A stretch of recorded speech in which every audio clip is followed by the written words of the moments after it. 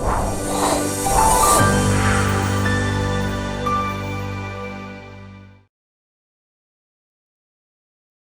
again, everybody. I'm Jamie Allison, and this is the Big Idea, Big Moves podcast. This is the destination for high performers. We talk to people from different genres, different fields, just people doing really cool things in their space that we can take little bits and pieces of their journey and what they're doing as inspiration, but also some of those things that we can apply to our own lives as well. I know I have one of those guests today, so really excited about that. Just before we jump into it, if you've been following the podcast for a while, you know that we have a connection with Epitome Sportswear.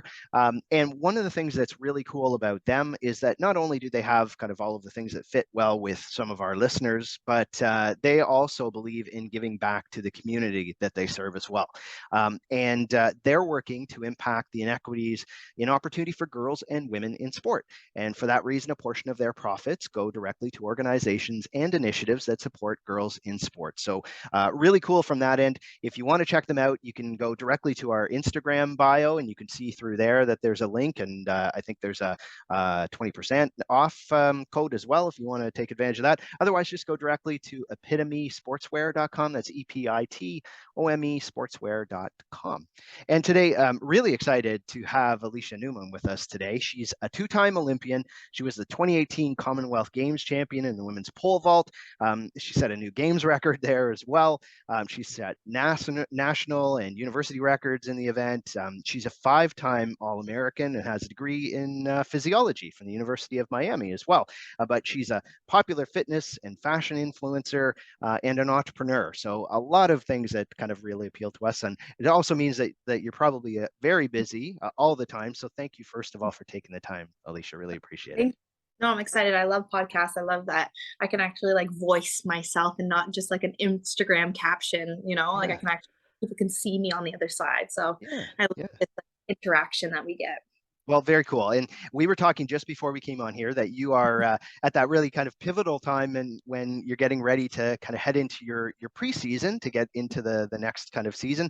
Why don't you just tell us a little bit like what's it like when you're the difference between even this week when you're kind of not quite in that and all the things that you're doing, but what changes suddenly when you go into that kind of training for the actual season coming up? I kind of like relate it to like New Year's. Do you ever feel like New Year's, like everyone has all these like resolutions? They want to get back in the gym. They're like, I'm going to get in shape. So that's kind of like how like track starts for me. Always October 1st, it's like, okay, it's game time. So like making a lot more smart decisions. I'm saying no to some things and things that like on my off season, I never say no to. I'm a big like to go to events. I'm not a partier. I just like to go and mingle and network. So I'm always saying yes to going to like nice, cool events worldwide. And so for me, like October 1st, it's like my meals are prepped, I'm getting good sleep, and really just kind of taking care of myself, like physically. I come first and I'm a little more selfish. And I think that that's kind of like what changes because after season, you kind of just want to like not think about track. So because people see right now, I mean, the last little while you've went to TIFF and things like that, and that stuff. So you enjoy obviously going out and taking that time when you have the ability, I guess, right? Well, it makes me like a full human. Like I feel like we're not meant to be alone. And so especially with track and field, it's an individual sport. As much as I have a huge team around me, you're out there alone. And so you're competing, you're traveling, not all your team comes with you at all times. So when I get opportunities to go celebrate, go to the ESPYs, go to New York Fashion Week, like I go because I completely love being a human being. And it's so cool to be around people that are not in my industry because people don't like me because of I'm an Olympian or I'm well known. People like me because of my personality. So it just is exciting for me that I can be more known as like I'm Alysha Newman. I'm not Alysha Newman the Olympian, and it's nice to see that side of me. And like if I were to stay home all day and be by myself, like I could not build a brand and I could not help others. And so me going out and being seen and respecting other athletes, I love going to like the biggest. I was at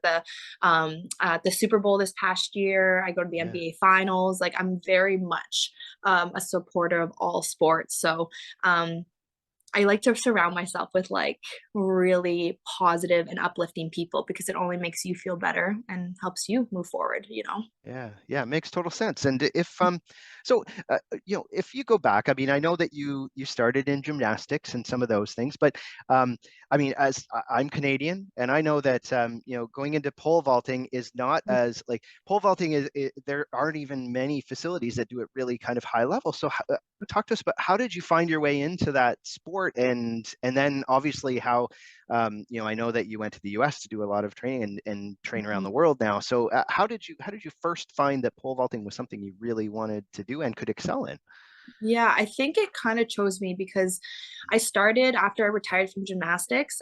I took a year off, and then my English teacher saw me like running at recess and called my mom because I was half days in school when I was in gymnastics. So my teachers and my parents were really close, and they're like, "You need to put her in another event." So I started doing everything. Like I started doing hurdles, I was running, I was doing all of that, and Yeah, they're just like my mom said I would come home and I would be like still running and like I would go for another run. Like there wasn't enough like could you say depth in learning because mhm, obviously you need to learn how to run, you need to learn how to go over hurdles technically, but it only took like 2 hours. So the manager of the club at that time when I was in London, Ontario was like, well, why don't we try an event that's very like high skilled and you're going to take like 3, 4 hours a day to learn it.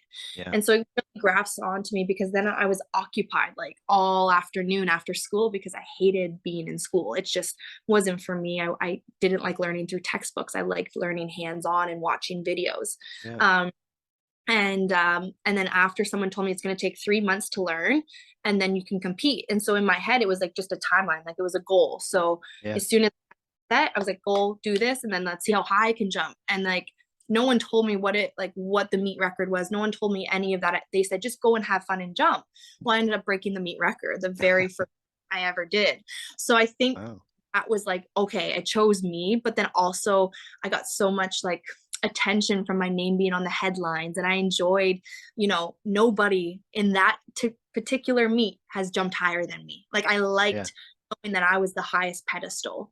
And I think that's just how like pole vault kept going for me. And then becoming now, I think I've broken like, God, I would say between 25 to 35 international records and then Canadian records too. So yeah, I own a record in Canada, and it's just cool. Like I like that to know yeah. like I'm that pinnacle that people are trying to reach for because I want Yeah. to push, you know? So Well, that's what kind was of so obviously that's no, but that's it's a huge driver for you. And for so what was the first Olympics you went to? I mean, it's not to say any Olympics is different, but the first time you went there and qualified, I guess, to go. yeah. For a lot of athletes, that is the pinnacle to be able to, you've always thought you wanted to be an Olympian. Mhm. Um, is that something you always wanted to do, first of all? But then the other side would be like, what was that experience like the first time feeling like, okay, I've went to, the top end of this sport to be able to compete as well? Yeah. I almost feel like it was something like, do you ever have like an ultimate goal and you're like thinking about it every day of your life and then it happens and then it Yeah. happens and you're like, wait, that's it? Yeah. Now Like what? 16 days long, and you're like, wait, I've been thinking about this since I've been 13 years old or like Yeah. before. I don't know, probably 8 years old. I was trying to go to the Olympics for gymnastics. Hmm. So it was like 15 years I was thinking about it. And I qualified for my first Olympics at 20. So in my head, like I went there and I thought it was going to be like fireworks and da, da, da, and like roll out the red carpet for me, and it wasn't. And not that that downgrades the Olympics, but it was just something like in my head. It was something I wanted to achieve, and I had these high expectations of not competing, but what it was going to be like. And it Yeah. really reminded me of any big international competition. And so I think for me, it was like I was like a kid, like a sponge. So I was at the Olympics and I was just taking in everything, but it was very overwhelming because it was, I remember I got like 300 texts like the night before I competed, and I was so scared at the time. I didn't know how to put like I thought if you put it on airplane mode, like your Hmm. phone, that my alarm wouldn't go off. And I had early morning qualifiers, so I had to be up at 4 a.m. and then I had to compete um, at 7:30 a.m. And I was like, so it was crazy. It was 12 o'clock, and I take melatonin, like melatonin drops. And my roommate's like, what are you doing? And I was like, I have to fall asleep. Like, I haven't slept yet. Like, I have the Olympic trials tomorrow and I gotta go. I gotta make this. And then she's like, that was the stupidest thing you could have ever done. She was wise. Liz Gleedle, she's our javelin thrower. Her and I always room together at Olympics.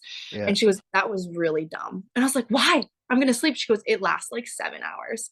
Yeah. So just like takes like that, like, you know, you just are like, you're so desperate and you become so overwhelmed by the experience and the way the media and people hype it up that after being through it, I was like, okay, I understand. It's not like I need to like be anything more than what I've already been doing the last 10,000 hours, you know? Like Yeah. I don't add anything. And I thought like just because it was the Olympics, I needed to be even better, even stronger. And it wasn't. So going into Tokyo, that was just another story. Like it was a horrible head injury and Yeah.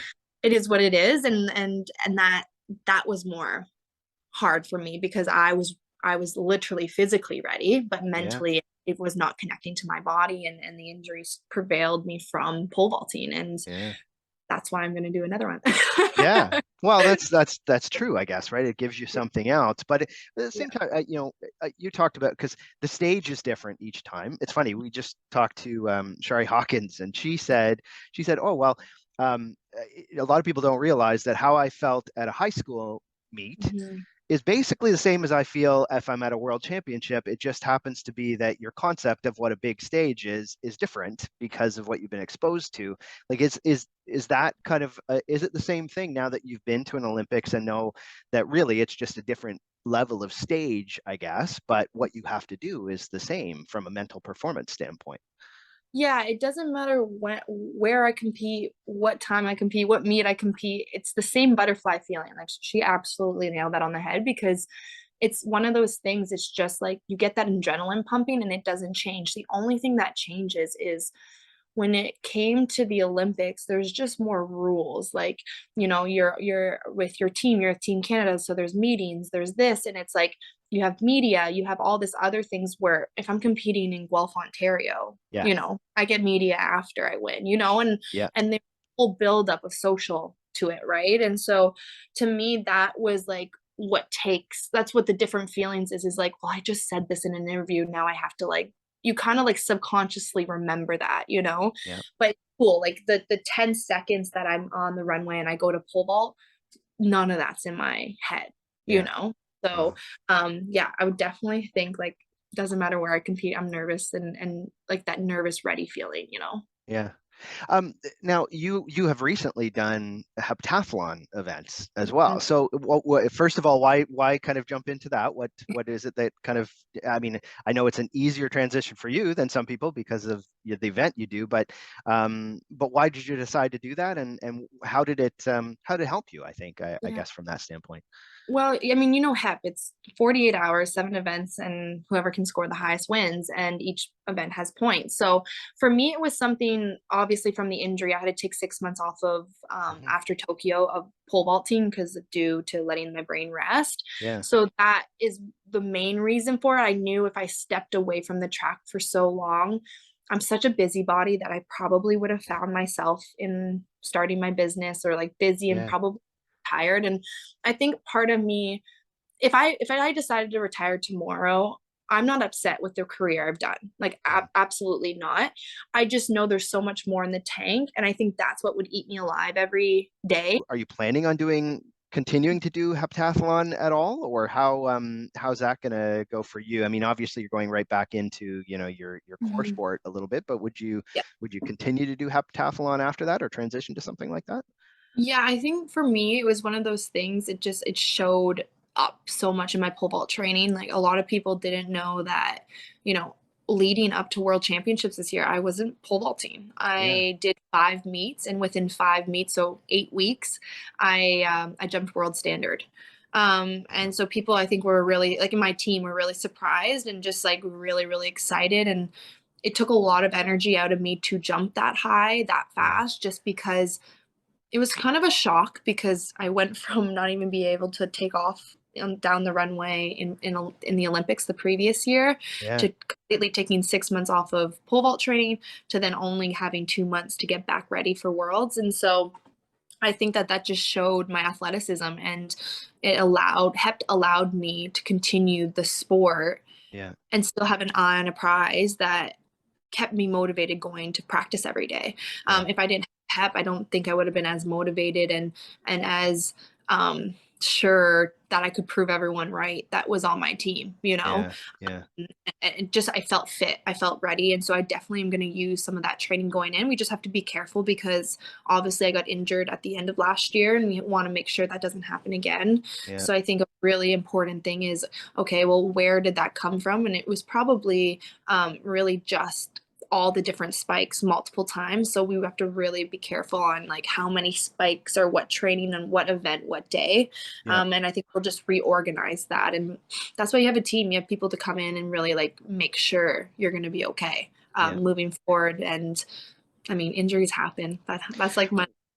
Well, yeah, and now your first injury, obviously, because it was a head injury, does that like is that something that does it impact you from a mental performance standpoint? Like, did you have to overcome some things because of that? Because it is a little bit different than just knowing that, okay, if my heel feels fine, then it's not impacting me the same way. But when it's something like a head injury, it's probably a little bit where you have to kind of get over, that feeling a little bit, does it?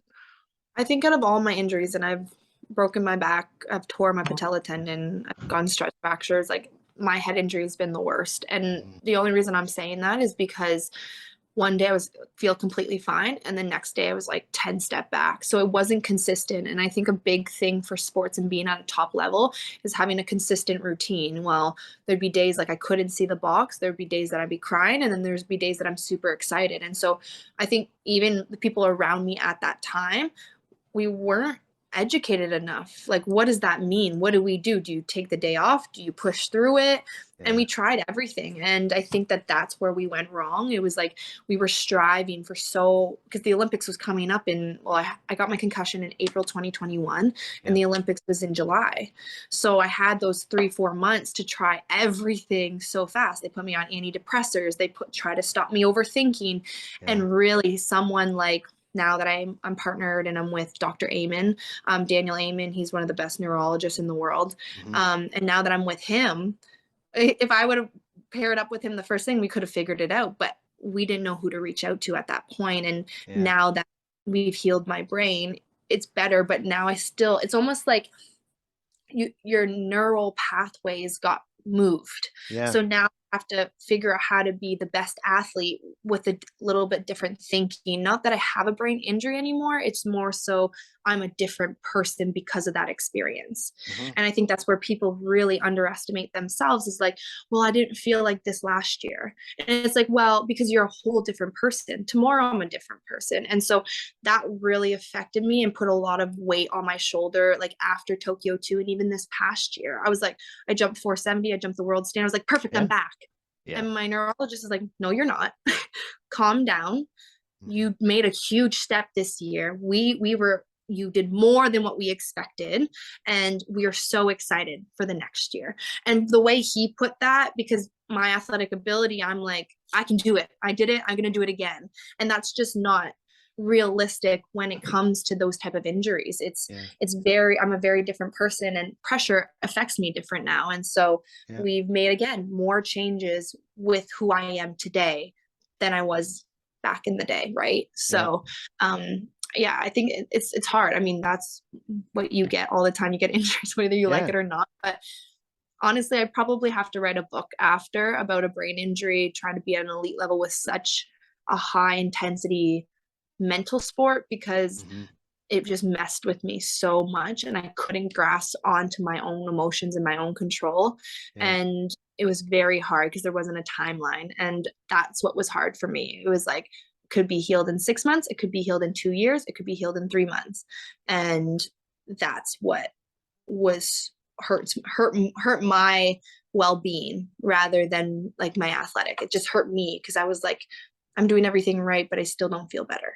And that's what was frustrating and eating away at me every day. So now that we're back on a schedule, when we're back good and we have a great team now around, and we're monitoring everything, it's one of those things that I'm going to go in this year motivated as ever, because I had a great last year, and just keep moving forward towards Paris. Yeah. It's interesting that you say that, because a lot of especially now that people are learning more about concussions and recovery and things like that, that is the difficult thing, is the timeline part, because it's not like sometimes if you break something, they may know it's 6 to 8 weeks, and that's pretty much a defined timeline for you. It's not always that way when it's something else. So um you know along with that, then, is that obviously you have probably very specific goal setting things you do for sports, but you also talk about how you look at all of the different things in your life about right now you want to feel like a whole person sometimes. So how do you balance that yourself? And I know it's different when you're in elite training and things like that, but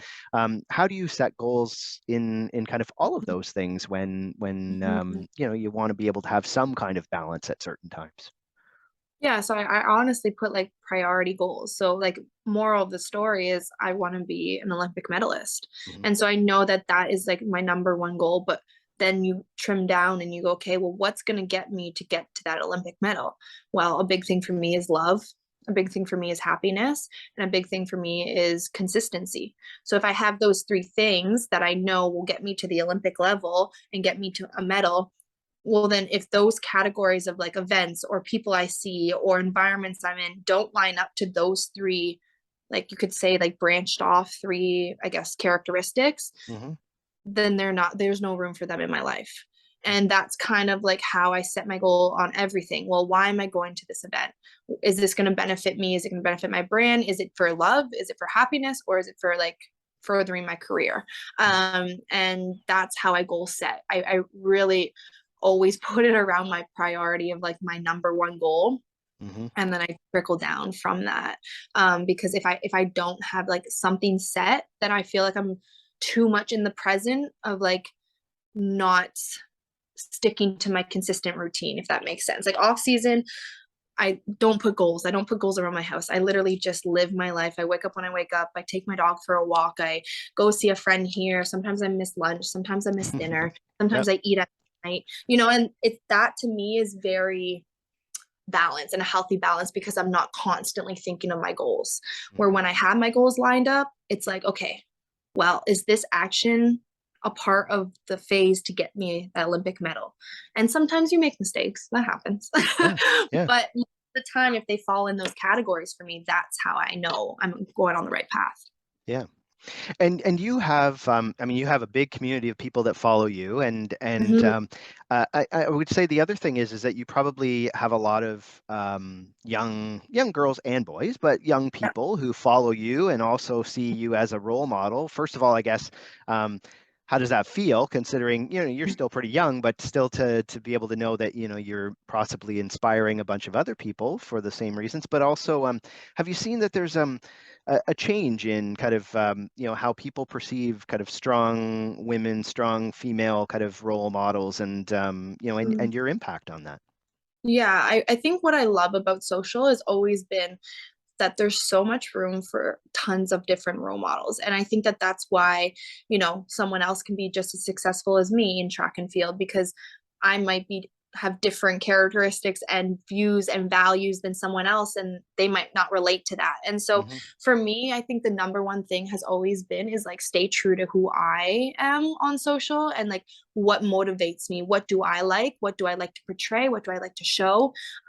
Because if I tried to be someone else, it would just be this fantasy that people will try to put me in this small little box, and I don't do well with stuff like that. So Yeah. I think when I post, it's more so for me and to show the world that anything is possible. Like that has been always my motto, like raise the bar wherever you go. And Hmm. that's why I think I'm relatable outside of track and field. And I think that's why I've also brought a lot of people to become fans of track and field, because of my personality and just who I am. And I'm out there, and I do like risking things. I like making mistakes, and I don't mind making them in the public eye. I think it's very human, and it's very a natural thing to do. And I literally love going to places and people are like, because you posted this workout or because you did this, you motivated me to do that. So Yeah. do I feel like there's a sense of pressure on it? Not really. I've never really felt that. I just feel like I'm the same way. Like when I see people on social, I don't want to be that person, but I'm inspired by their story. Hmm. So I'm inspired by what they've done or what they've overcome. And that's all I hope to be able to portray to the next generation. And also, I mean, with my thoughts and process and me launching the Newman Hero Foundation, I think that that's another side people are going to see of me that's like, oh, okay, it's not always just about like fashion and track and that it's going Yeah. to be me giving back to the community. And I think that's where I'm like, people will realize that's where I get like a lot of my purpose in life. I feel like I get to use my platform and who I am to open doors for other people or start a pathway that people didn't know was Yeah. possible. Is it hard at times? Because I mean, having a big profile can do all those Mhm. things and help promote really good, initiatives and things like Mhm. that. Is it hard when you have, because I'm sure you probably have a lot of the negative stuff that most people who have, a high profile do. Is it hard Yeah. to have your, because you share a lot of your lifestyle and everything, and I'm sure there's lots of people that aren't so fantastic about that and everything too. Is it difficult at times? It's never bothered me. And I think like even Sandy Morris, the best USA jumper, pole vaulter, always messaged me. Like I have a text the other day. She's like, Yeah. how do you not care? And it Yeah. was like, it wasn't that I don't care what people think. It was because I grew up never wanting to disappoint people that loved me or I loved. And that was a huge thing in my life. It was if I love you and I disappoint you, that's when I can feel it and it hurts. And I think for me, it was I can't make everybody happy. I learned that very, very young that if I try to make everyone happy, I would be so unhappy and I wouldn't be as successful as I am today. And for me to be able to like be in the public eye and not care about those negativity, and I'm actually very, very lucky. Like if you go through my social, yeah, there's some sexual stuff, but there's nothing like mean. Like people aren't mean to me Yeah. on social, and I've never said like disrespectful things in my eyes. And Yeah. I maybe have read some disrespectful things, but it's never affected me. And I think it really just comes from my values. It's like, well, I don't really know you, and B, if that's your opinion, that's coming from your own mind. It's not what I see, and it's not how I feel the way your comment came across. So I never take offense. I just am like, oh, okay, that's your opinion. You're allowed to have your opinion. I do not judge. It is what it is. Like Yeah. I think that's why, and I'm so easygoing on that stuff. And I actually do appreciate people critiquing me. I actually, after New York Fashion Week, I called my PR agent and I was like, hey, let's get my looks out to all the best and famous fashion blogs, and I want them to critique me, negative and positive. And he goes, Yeah. are you sure? I was like, yeah, yeah. Like I want to see like what I did right, what I did wrong, what was appealing to people, what wasn't. And so to me, like that is like data. Like Yeah. I'm behind my head is like, oh, I can become better in the public eye for people if they tell me how they feel. And so yeah, I think at the end of the day, I'm very I don't No, it doesn't bother it's great because I think some people it does bother a lot, and me. it probably makes it a heck of a lot easier if you have Yeah. that attitude towards it. And so, I mean, obviously we'll talk about what you're hoping to do in the next little while, but just before we do that, have you, Mhm. because you have built all of these other things, have you thought about when you are no longer going to do kind of high level athletics, whenever that Yeah. is?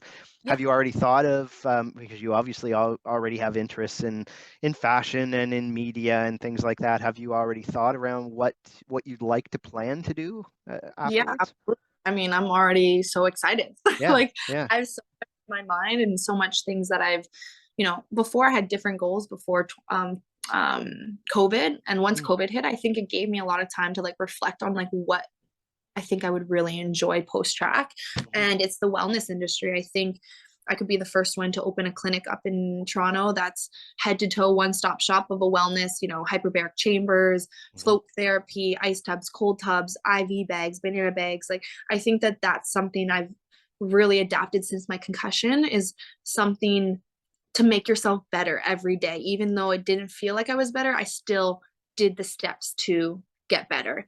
And if I can have that like resources and people around me to build that, is what Yeah. I'm building right now. I mean, I already own the name and bought the domain name. Yeah. So Yeah. One Body, One Life is what it will be called. Hmm. And I'll probably start in there. And I could also see myself in like TV. So whether it's broadcasting or in a Marvel movie, I could definitely see myself doing like a short kind of career in acting Hmm. after. Yeah. Um, just because I just love being in front of a camera. I love chatting. I love becoming characters. I love dressing up. I love getting Yeah. my makeup done. So that's kind of like other interests I've always had when I was a young girl. And people actually don't know that part of me is after gymnastics, I auditioned for like with an agency for modeling. Hmm. And they said, oh, you're a little too fit. So you have to pick between modeling and track. And at Yeah. that time, I was like, oh, she called me strong. Okay, I'm staying you Yeah. know. So Yeah. that's where my mentality was because I had an option. I chose after gymnastics. It's like, well, mama, maybe I'll just go into modeling and acting. And then she goes, okay, well, let's go figure it out. Let's try it. And sports just was it for me from the Yeah. beginning. And so I stuck with it and got full ride scholarship and turned pro. And so it ends up working out, but it comes full circle. Now the industry is a little different. They do Yeah. accept more body sizes, more looks. And I think that it was like timing too, right? Like I Yeah. think that Yeah. happens for a reason. Yeah. Well, and now, yeah, and now you have profile to go along with that, which probably opens more doors, which is awesome. So just coming up over the next little while, I mean, obviously you're going into your newest season. So, what does that look like for you? Like, do you have very specific kind of goals you're looking to achieve into 2023, I guess, because the official season starts at the start of the year, right? Is that how it Yeah. works? Like, there's preseason and then the start of the Yeah. actual competition year. Does that work? Yeah, it's usually so. Well, for us, my team, we start October and then we start Hmm. competing around like mid-December and then Yeah. January your indoor season. So for a lot of people, it's not like a huge because there's no like big world championship this year unless they move it somewhere else. It was canceled because it was in Shanghai. Hmm. So yeah, it's more like a tester starting like January to see where you're at, and then you re-prep again in April, Yeah. like March, April, and then you head out and it was World Championship in Budapest this year. So Oh, very cool. really cool that we got two World Championships back to back, and then we head into the Olympics the following year. So it's cool. It's like this whole build up, but it happened so fast because it literally just felt like Tokyo just happened. So Yeah. it's cool that obviously it didn't go as well, but I was able to take some time and now like regroup to retry again and it's already here. Yeah. So I'm excited to like just keep moving on this momentum that I have and heading in like on Friday is our last like me and the coaches get together. We have a beer. Sometimes we'll have a cigar. Like Yeah. that's just what we do. And then we start Monday, October 3rd, and we head in. And it's for me, I'll definitely do this year like a dry preseason. Not every year I've done that, and Yeah. it's worked. Sometimes I've had good seasons, sometimes I've had bad. There's not like crazy effect, but this year I'm going to try a dry season Yeah. from October to about January. And then a big thing for me after I compete is going to get a glass of wine with the track athletes after. Like Yeah. that's just what vaulters do. Like Yeah. people are known at pole vaulters party. Like that is what Yeah. so I always enjoy that and look forward to that and being back on the road with the girls and the guys too. It's such a cool community and a cool family because there's only, this Right. little group of right. So Yeah. just excited to get back out there. Yeah. Very cool. Well, if people are looking to follow you, but also some of the things that you're going to be doing over the next little while, what are the Yeah. what are the best ways to do that for people? Yeah, I think my social has always been my like number one platform. So just at Alysha Newman. Yeah. I also have the One Body One Life. I just slowly have been posting stuff. We have some cool like fitness boxes right now we're selling, and that's not what we were going to do. It's just to get the name out there, and Yeah. it comes with autograph cards. So Hmm. just want people to see where it is, and we are giving away some workouts too, heading into the new year and planning a whole workout session for people. And then my Newman Hero Foundation, that's just Newman Alysha, or I think, no, it's the newmanherofoundation.com. Like we just made it like 2 months ago. Yeah. That's there. So you can donate on there. But that's all linked Yeah. on my and that's we'll make sure all the links are in here too, so that people can go directly there. We'll make sure that because that's great that you've got the foundation built up. We did look and see as well with your what you're going to be doing, but also had the bundles and a couple of those things on there as well. So we'll make sure that that's there so that people can take advantage of those and connect with you. We ask everybody, Alysha, for a couple of just actionable things at the end, and I know there's lots that people have already taken away from here, but one thing would be obviously you've had, as any elite athlete, some great high points, but you've also had struggles and challenges as you went through. Anybody listening, whether they're an elite athlete or whether they're just an entrepreneur or somebody looking at maybe they have a career setback, maybe they have a setback from in their athletics. Do you have a couple of strategies that you use to kind of get yourself out of that when you feel like, okay, I've either plateaued or I've had a real setback in my career? Do you have a couple of Yeah. suggestions as to what they can do? The number one thing I did before, like when my concussion happened, is like I really did think I was going to retire. I was like, this is so hard. Like, why am I pushing myself through this when I can make a life for myself off the track? And I think the number one thing I kept coming back to, and it was weird, I've never seen the quote, it just popped in my head randomly, but it was, never make a drastic decision at your lowest. So if a company's failing, things are happening, never make a huge decision and then reanalyze. So for me, it was, okay, let's reanalyze. I forget what coach it was. Me and my neurologist were talking about this. He was an NFL coach and he wouldn't watch games that they lost. He would only watch games that he would win.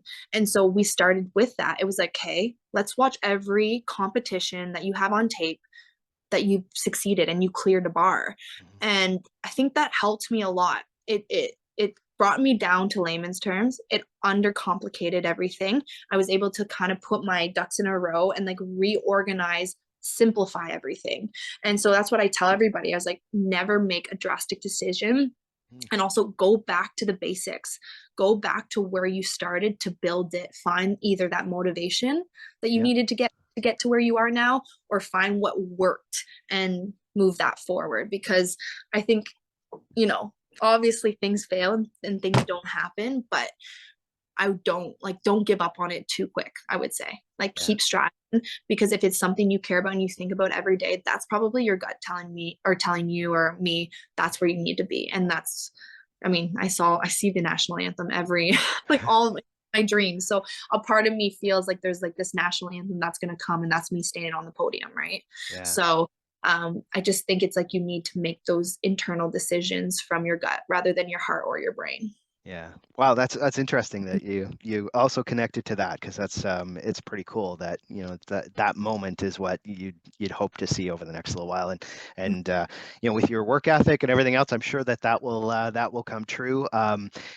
Again, it's great that you've shared so much. Really appreciate you being able to be so open and talking about your journey as well.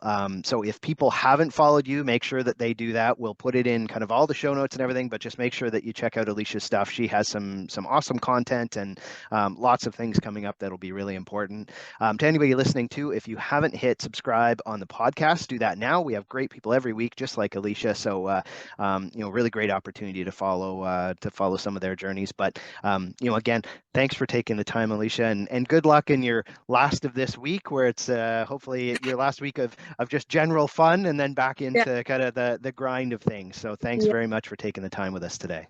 No problem. It was a pleasure. I love being on the podcast. So this was awesome. Awesome. All right. And to everybody else, we'll talk again on Big Idea, Big Moves.